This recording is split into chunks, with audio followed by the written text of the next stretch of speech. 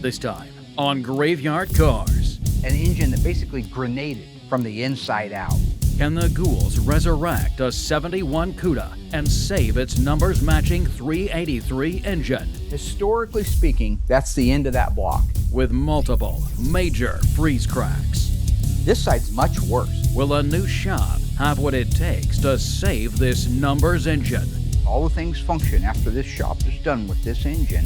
He will be able to maintain the original numbers matching engine in the 71 Cuda. But as expenses mount and with no guarantees. I'll do it for you, and I'm charging you for it. But I cannot guarantee the repair. This is on you. Will the cost and the risk outweigh the value of saving this numbers matching 383? We know that the value of the car with the numbers matching engine is so much more than without the numbers matching engine. I think it's worth the gamble. Coming up on this episode of Graveyard Carz.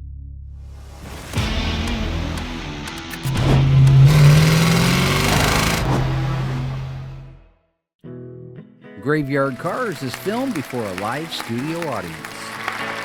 One of the cars that we're working on right now is going to feel a little bit like deja vu to you at home because it's a 1971 Cuda GB5 Blue, just like the Phoenix Cuda. But it's different. This is a nice little car. It was a factory 383, automatic on the floor, console, buckets, leather interior, rally instrument cluster, just a really good car to start with. This car is numbers matching engine, but not numbers matching transmission, which is a lot smaller of a detail than the numbers matching engine. We do have a date coded one for it, ready to go in.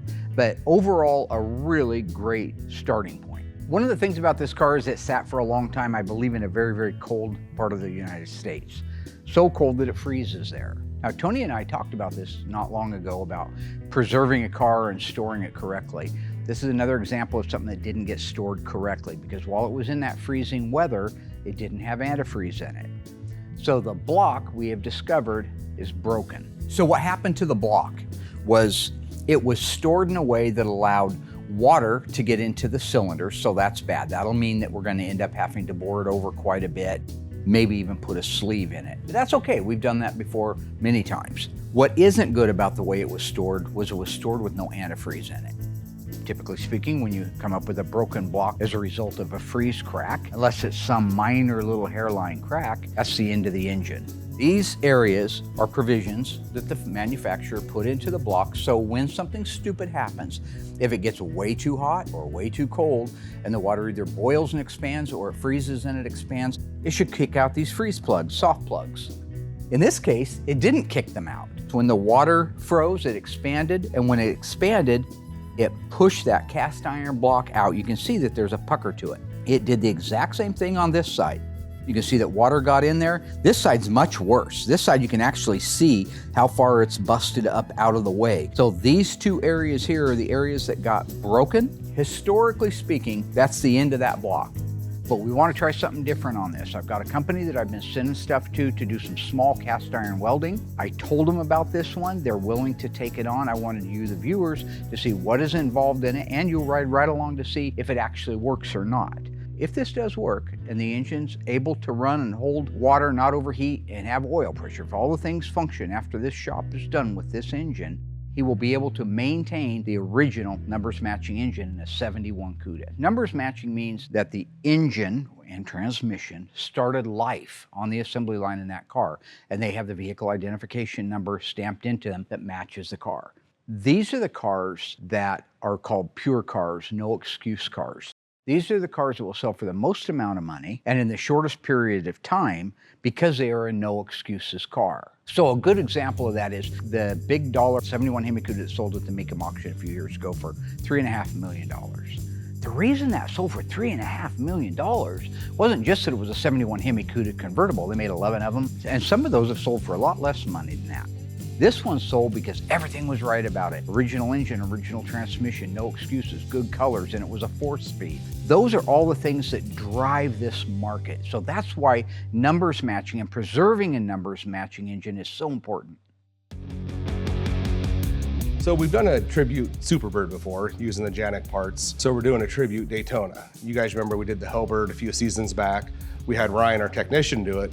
And the craftsmanship that he did on that tribute car with the final fit and finish of that car was second to none, and that car looked like an original, minus the engine, I get it, looked like an original Superbird. So when it came time to do the Daytona, we did the exact same thing with Shane, doing the exact process, and the end result is gonna be the same as the last time.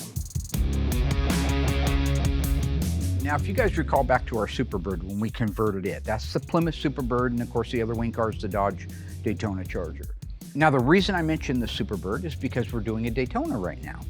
And another reason I mentioned the Superbird is we're using the same company, Janik, that provided us with the Superbird replacement conversion pieces on this Daytona. Putting these parts on the car and starting with a good part, not just something that sort of looks like it, but is right for the car, is very important. And that's why I wanted to share all the things we had to do to convert these pieces to go onto the car. So this is our original 1970 Charger fender, just the way it was made at the manufacturer. The things I want to point out that need to be converted for this fender to go onto a Daytona. One is, you see the 70 Charger side marker opening. That's a nice original side marker opening, and it would take the lamp in it for the 1970 Charger. The valance panel that you see would go through here real nicely, intersects with this part of the fender, which is just a stationary part. This right here, this metal is built into this fender. This is what a 70 Charger fender looks like. But we have to change some of that because of the Daytona. Now on the other fender, this fender has been modified. This has already had all the changes necessary to be able to put it onto a Daytona. So if you look at the side marker opening in comparison to the side marker opening on the original 70 Charger fender, you see this is welded up.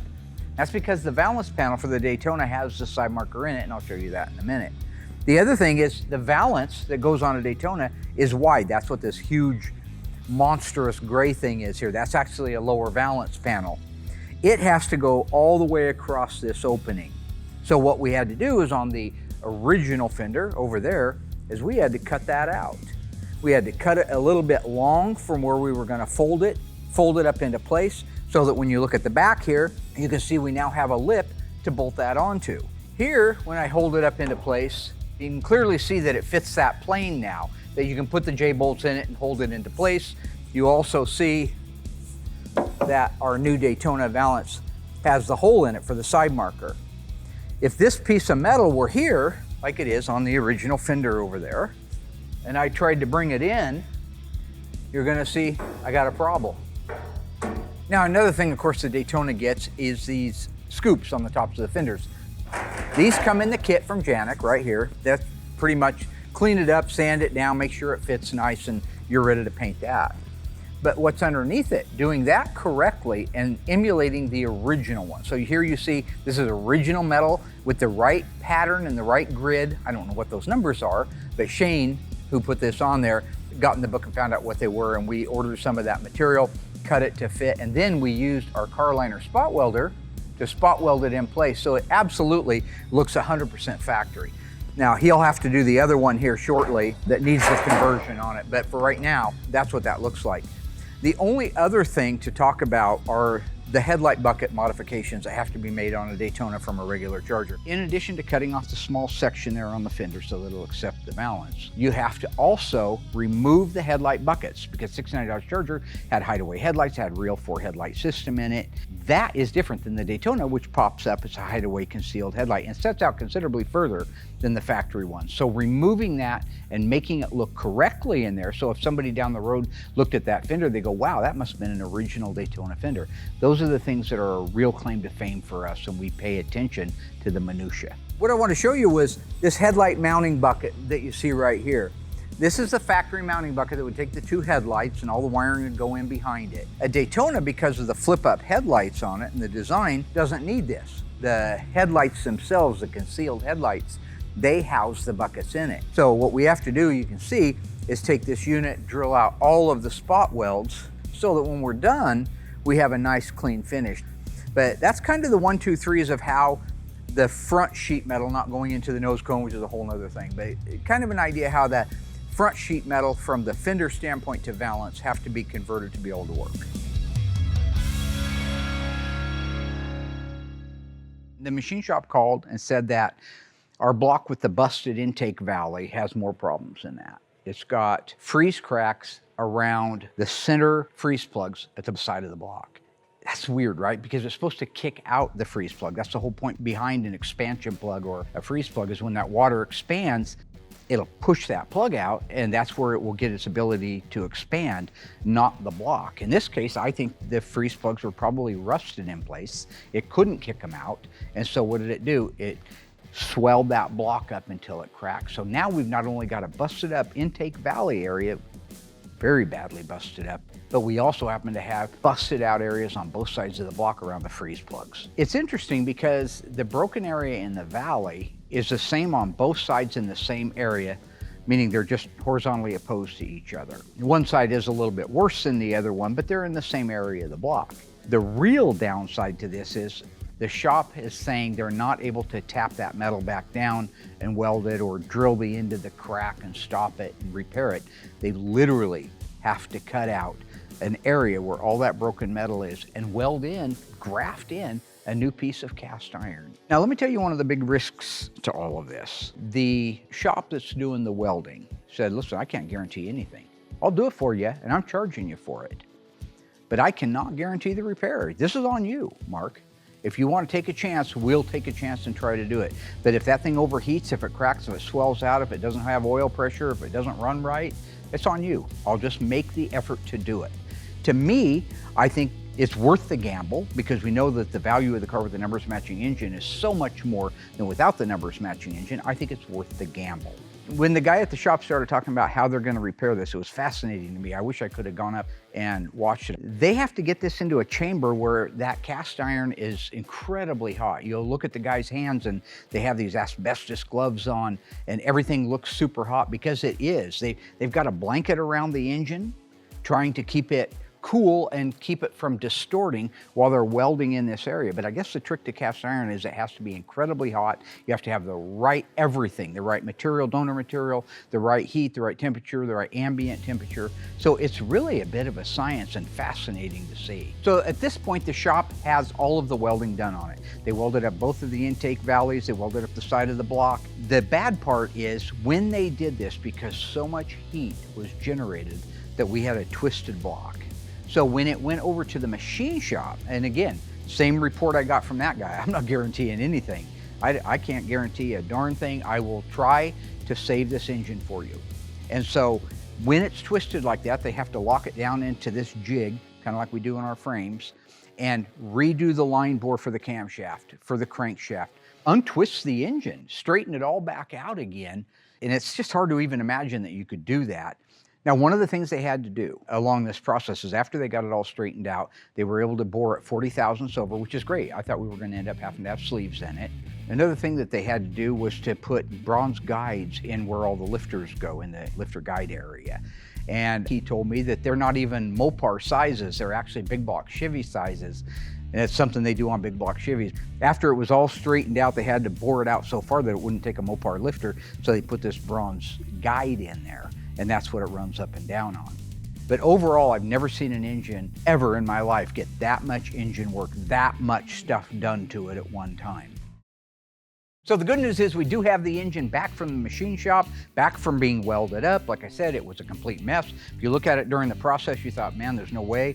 Right now, it looks good. I mean, even cosmetically, the repairs look good. On the outside of the block where the freeze cracks were around the expansion plugs, they cosmetically dressed that up real nice, gave it a texture, and you can't tell. Once that's painted, you'd never know that thing had a crack on the block.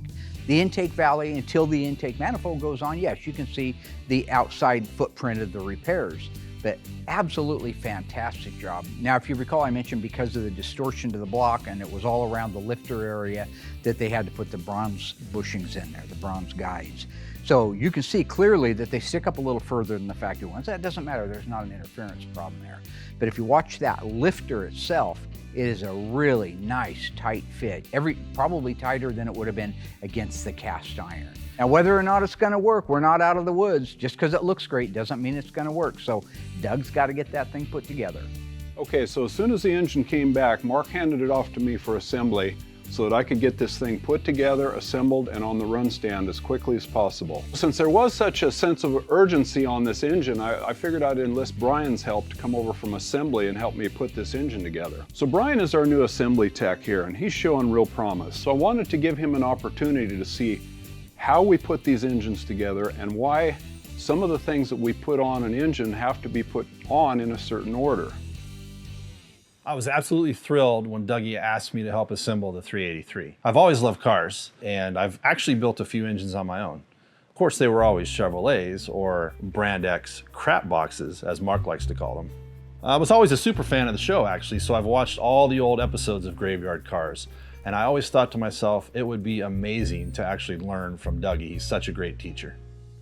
I am going to set the head on there. Just like that. That's what we like. Yeah, so we got our Highland bolts here. That's a Highland bolt? That's a Highland bolt. Yeah, how do you know that? Well, it's an H. So we have to remember to put our wire holders on. That's right. Just like that. When I'm assembling the engine, I put both heads on. 17 bolts per head. I torque them down in 2 stages. I start with 45 pounds per square inch on one side, same on the other. Then I up the torque to 75 pounds per square inch and I go over all 34 head bolts again. This is our first engine build. It is. Together. It's exciting, isn't it? It is. So we're gonna do this 68 times. You had to say that. I am already confused. Okay, There it is. I like to go over them one more time. 64 We're gonna do this times? 102 times, Doug. Now look, Dougie's confused. I don't blame him. I'm confused as a listener. All right? I dropped out in 9th grade. I get it. I had reasons to drop out in the 9th grade. But last time I checked, it didn't matter when you graduated or when you dropped out or whatever happened. Math is still math, right? You'll see what I'm talking about. Let's just take a little dive down there on Professor Hilke's math lesson for the day. Professor Brian Hilke tells us that by the time Doug is doing preliminary torque, final torque, and then double checking the torque on both cylinder heads, he's going to have torqued a bolt 102 times. Fair enough? So let's do the math on that. 383 and a 440 have 17 head bolts on each side. Doug makes a pass through there at 35, 45 pounds. It's an initial torque. So he does both sides. Each side gets 17. 17 and 17 is 34. Is that fair, Pete? Yes, sir. It's very fair, right? You don't argue with that. Now we come back through, we readjust the torque wrench, and we go to 85 pounds. That's your final torque. Now, Doug's going to torque one side to 85 pounds, 17 bolts, and the other side, 85 pounds, 17 bolts. So we have 34 on the first pass, 34 on the second pass. That's 68. I'm okay with that. Then Doug wants to go around and double check them one more time, he tells Brian. I want to double check them. I want to make sure they're still at 85. So he's got to go around one head 17 more times. And he's got to go around another head 17 times. Last time I checked, 34 and 68 isn't 102. So maybe they ought to send him back to school. I think he was a teacher or something. Mark, that's right. 68 plus 34 equals 102. Yeah, no, the math's right. I'm not saying the math's not right. Had nothing to do with the math, all right? This was more about the fact that I like to double check that primary torque, all right? At 35, 45 pounds, that initial one, I like to double check that before I just go, willy-nilly and start putting 85 pounds on. So if you did that math and you added 34, 17 for each side, to the 102, you would have 136, I believe is the correct answer. I'm gonna make you do this side. I'll do this side. Okay. All right, let's do it. It's true, I was a high school teacher, and my rule was, hey, if I was gonna hand out an assignment to the kids, I wanted to double check it. And I always asked them, hey, before you turn it back into me, double check your work, double check your answers. Maybe the boss man should check his numbers twice before he goes on set. I don't know. All right, you getting tired yet? A little bit. Man, you got this. I'm trying. I'm gonna retire soon. I thought I retired once. And then I came to work here. Why'd you do that? I like building cars. That is great. Me too. We have a pretty good crew here. It's a good crew. Sometimes people bring donuts. Sometimes. Sometimes people bring Sometimes. donuts. I'm not kidding. Then this is a great place to work.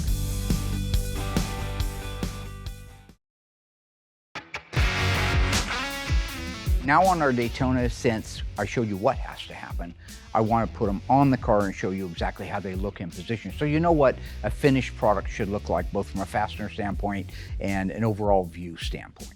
So on our Daytona Charger, we talked about the fenders before. This is what they look like when they're on. We've got a 69 Dodge Charger body. That's how all the Daytonas started, with 70 fenders. And so the modifications that we talked about earlier, where we cut off the lower section of the fender, that's how this looks when you actually marry it up against the valance panel. It's a clean line, clean datum plate all the way across there. There's our shaved inside marker that we'll fill with filler and things like that to make it all smooth. But that's why all those provisions had to happen. You see here, he's got all the pieces welded in place with the mesh. This is identical to the original mesh pattern. Bolts right down like that. 70 Charger out here, 69 back there. Move over to here, you can see the lower valance is now in place. So if you look carefully, you'll see that we have all the bolts in place that hold the valance to the actual fender itself. And then these mounting points back here where they mount to the core support. Additionally, when that nose cone comes in, it's gonna come in like this. It's gonna butt right up against here, gonna set right there, and that's gonna give you your finished off nose cone pieces. Hey Doug, we got those heads on. We got the heads on, finally. So what do we got going on now? So what we're doing now is dropping in our hydraulic lifters. Okay. So yeah, the machine shop did a real nice job. So after we got the heads on and torqued down, the next step is to put the valve train on. So we're gonna set our greased up lifters in all these lifter bores. And just set them in? Uh-huh. Okay. I bet I know what's next. Tell me. Those push rods? Push rods. Push rods. All right. Show me what you like to do, Doug. Well, we like to put a little grease on the end of them. Okay. That's So- why you offered me a rubber glove, isn't it? Yeah. So one point to get across is to lubricate all moving parts when you're assembling an engine. I like to use assembly lube on the lifters, the rockers, and all other moving parts when I'm putting these engines together. It's just a good practice. Drop them right down through these little galleys. Through the galley. Yeah, through the galley. Okay. Engines like lube. Yeah, especially when they start for the first time. Yes. Yeah. Do you like lube, Doug? Look, I made a mistake on the math, okay? Sue me, but I know comedy and this silliness that they're doing over there, talking back and forth with sexual innuendos and double entendres. That's not funny. Look at my comedy. My comedy is rooted always in higher intellect type of comedy. There's always a weight of intellect behind each one of my jokes. It's not sophomoric, if I can use that word. I haven't dropped out in 9th grade. Maybe I can't. Maybe you don't want me to use that word. But I think it's sophomoric, that type of comedy. And that's exactly why I'm going to hold a comedy workshop here at Graveyard Carz. I think it's going to be a sign-up sheet. Anybody that wants to sign up and take it can. They'll learn about timing, all right? Having your own original thoughts, not just regurgitating somebody else's comedy that you saw on Saturday Night Live 30 years ago, right? Watch my comedy, and you'll see it's very cutting edge.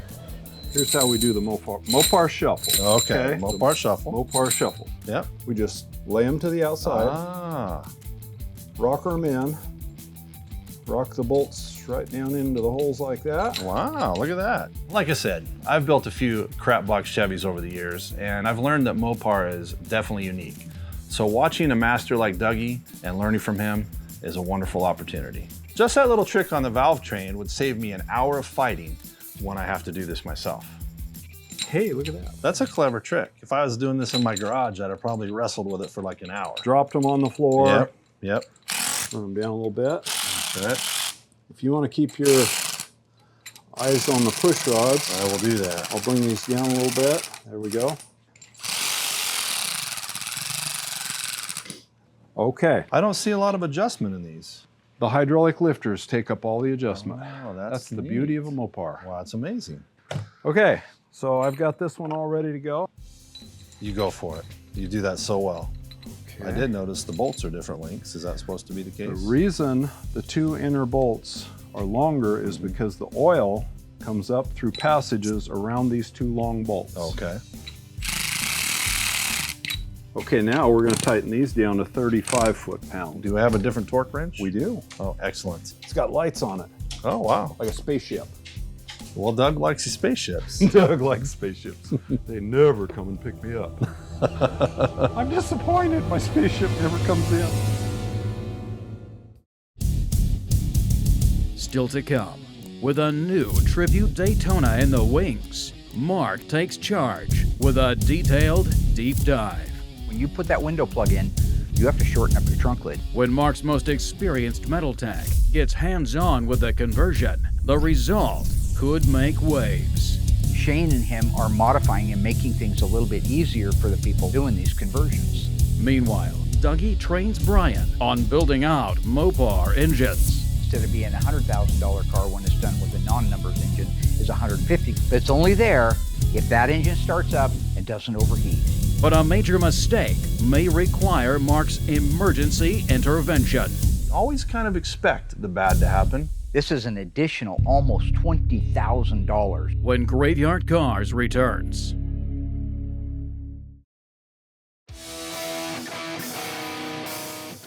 Okay, so now another key component to the aerodynamics of the wing cars is the back window plug. They remove the original back glass from a 69 Charger or 70 Roadrunner, and they put this flush mount style with a smaller window in it. How to install that? What has to happen? What modifications to the body when you're converting one? All of those things are very, very important. And that's why I wanted to take a minute and show you guys how we're doing the Janik plugs on these. So on the rear window plug, you'll see that we've got this area ground down. This is for adhesion purposes. It is in between here and the area on the car at the sail panel is where we're going to have our panel bond adhesive.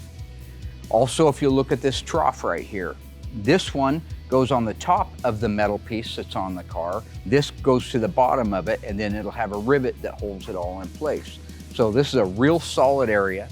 So something I think is really cool, Shane is the body man that's working on this, and he's been talking to Grant, who's the owner of Janik Reproductions. He was pointing out to Grant, who's all ears at this point, how we could avoid maybe doing some of the welding of tabs that we had to do on our Charger. We had to weld in some different platforms for this to glue to. Whereas if he was molding this again, this rear window plug, why not mold the tabs into it with a flange, and you just go right in there and use rivets and hold it in place instead of having to weld onto the car. So they're actually, Shane and him are modifying and making things a little bit easier for the people at home that are doing these conversions. Across here, we're going to end up putting our panel bond, and across these areas here where it meets the trunk trough or the gutter. So Shane, I'm going to grab him. We're going to put all of our panel bond adhesive. We have lots of time to work with that stuff, at least an hour before it starts to even begin to kick. So we'll get everything brushed on into place, then we'll lift it up, we'll move it over to here, and we'll set it into place. And at that point, he can rivet everything and we'll be in good shape. So I think with that, I will grab him and we'll put it on. Now, another thing that has to happen when you put that window plug in, you have to shorten up your trunk lid. It's not a full-size trunk lid. I think it's around 8.5 or 9 inches that you cut off of that to be able to make the original deck lid work. When you cut that off, there's all kinds of ribs on the back side of it, and of course the top side of it that you see with your eyes when the car's going down the road, that's flat. So the part that we're getting from Janik is a really nice piece of fiberglass. It has all of the whoop-de-doos, all the rib provisions in it. It goes underneath the skin at the front, folds down, and then it gets glued into place. An interesting note here is if you go look at the original Daytona pictures that I have of ours that we did here for the Waltons, they were really crude. And there were huge gaps instead of a nice form fit, huge gaps that the new part, the reproduction part, has duplicated. And so I think that's just a really neat little detail. So if you were looking at it and you didn't have the advantage of a magnet to see if it was metal or steel, original or reproduction, you'd never know. Now to get that deck lid to fit with that new back window plug, besides cutting it down, you have to change the hinges. So there is a company making steel hinges. We bought a pair of those. They're much longer and they have more contour to them, but they allow you that articulation that you have to have. The ones that we're buying are duplicates of the originals. And with that, you pretty much have a complete Daytona conversion.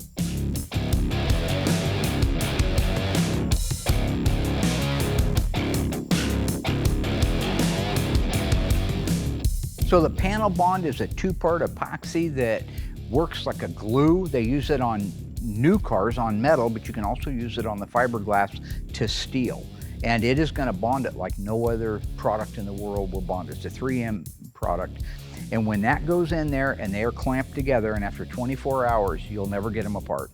If you wanted to take that new piece off that we just added, you'd have to chisel it off and it would destroy it. And the only thing to be left is the area that was glued on there. So it's an absolutely perfect item to use when putting these together.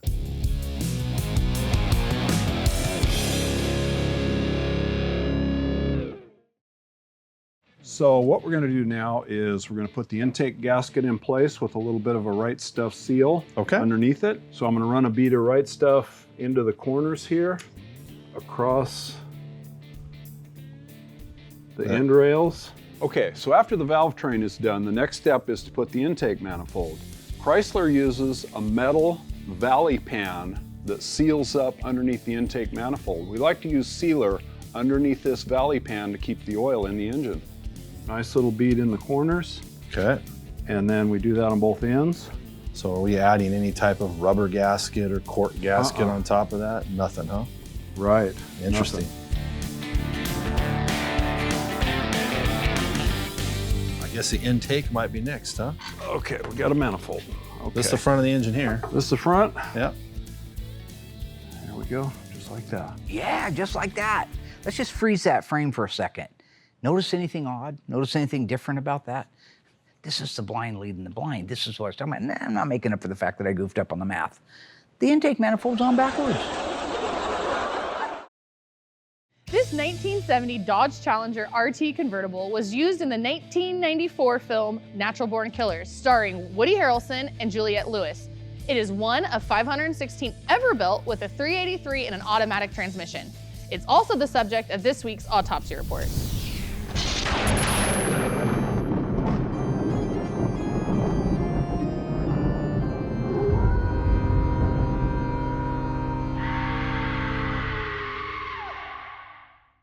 Okay, so remember guys, we read the fender tag left to right, bottom to top, so let's go. Let's get started. E63, that's the 383 Magnum, which comes standard in the RT model. D32, 3-speed automatic transmission.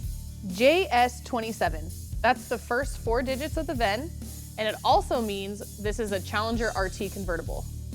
N0B, N means 383 high performance, 0 is the model year of the car, which is 1970. B is the plant that it was built at, which is Hamtramck, Michigan. 115258. That is the serial number. All right, we're moving on to the next line up. FE5, that's the paint code, and that means bright red. HRX9, that means high price class, black leather bucket seats.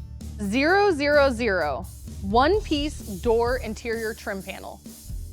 904, that's the scheduled production date, so it's gonna be September 4th, 1969.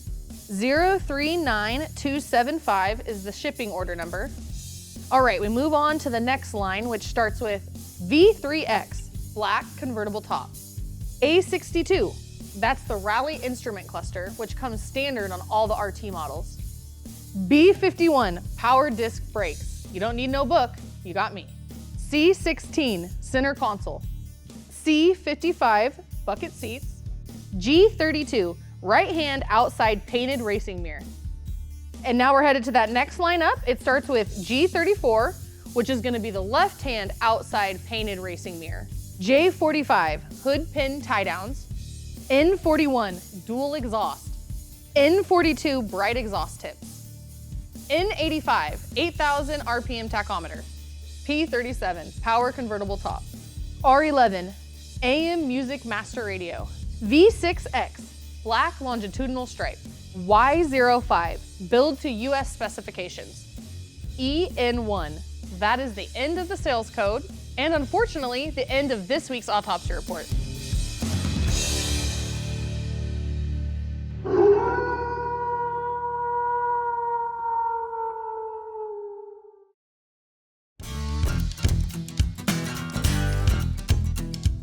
You want to know why I sir? Why I'm going to punch out at 53 like Gandolfini? Because that this intake manifold's on backwards. I just came out to check in on everybody and see how it was going. And something didn't quite look right to me, but that's over there. Not unusual.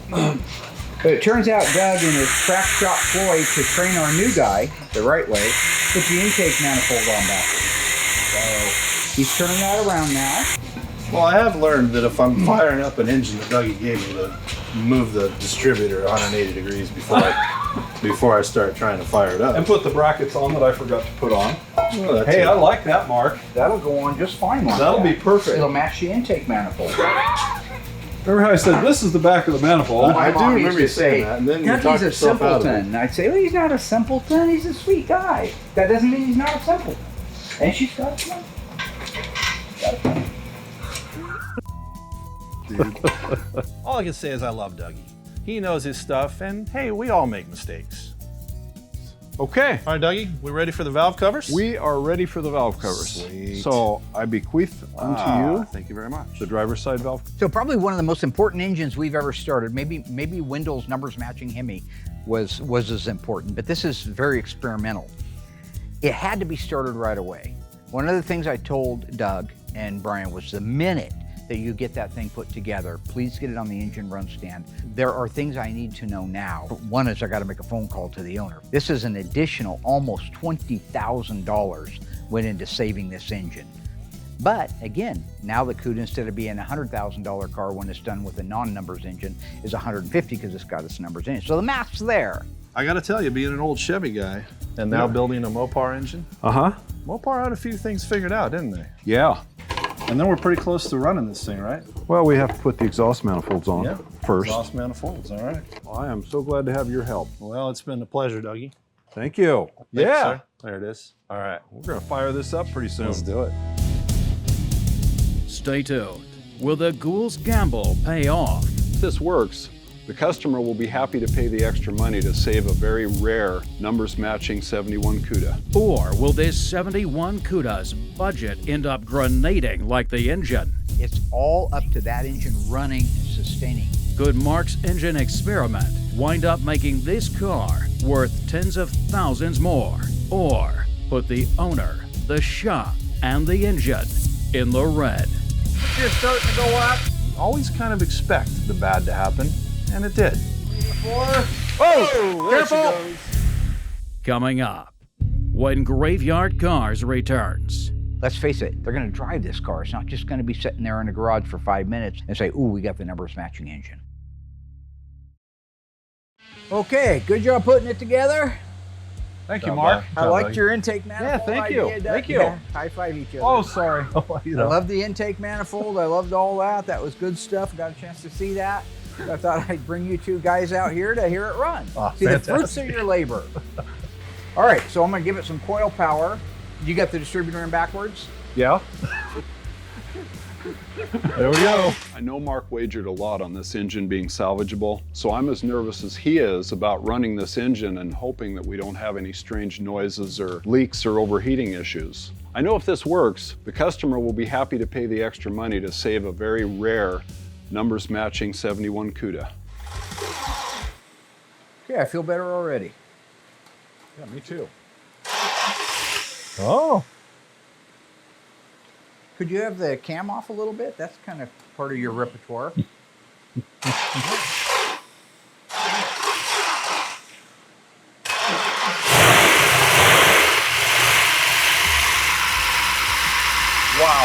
Wow, dude. I don't believe it. The thing is starting up really nicely. It runs good for an initial fire up. The true test is time. It has to run on that engine stand. It has to run for 15 or 20 minutes. We've got to check the oil pressure. We've got to make sure it's not overheating. We've got to make sure we're not losing oil or water anywhere internally, causing a milkshake in the crankshaft or something. It's all up to that engine running and sustaining, because let's face it, they're going to drive this car. It's not just going to be sitting there in the garage for 5 minutes and say, ooh, we got the numbers matching engine. 80 pounds of oil pressure.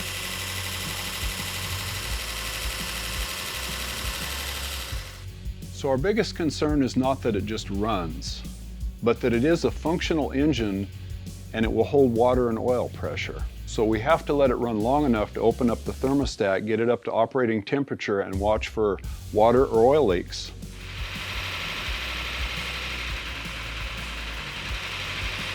That is amazing. That sounds awesome, dude. Man. Little lifter noise. Uh-huh. I agree with the guys. This was a monumental build and engine fire up. A lot at stake here, so I was really glad I got to be a part of it. How's our water in the radiator look? Pretty good. 80 pounds of oil pressure. Temperature's starting to go up. Sounds really nice. Any leaks, squeaks, I haven't rattles, seen knocks, anything. clicks? I'll tell you, this is huge, and it's huge because you would not believe how many good cars don't have their original engines because of freeze cracks or windowing. So far, so good. We had great oil pressure and no leaks. And I'm not saying we can fix every one. That's the worst one on the planet. So you got a 70 Hemi Cuda, you got the original engine, but it has a hole in the side of the block. Right. We got the guys that can fix it. Yep, That it just is. changed the It value is. by $20,000 on this car. Everything is running just like it should. 185 degrees at the thermostat. Nice. Beautiful. Best running little engine we've had in a while. Yeah. Our audience is dead. They're only 76 degrees. Man. Old Pete's running about 86 in that yapper ahead. I'm innocently minding my own business, checking temperatures, and all of a sudden, oh, careful! Nice. Twice. You know, you learn a lot of things here at Graveyard Cars, and one of the things I've learned is I've got to have cat-like reflexes. Did it get you? Yeah. At least it's only 185 and it's not 250. No extra charge for that, gentlemen.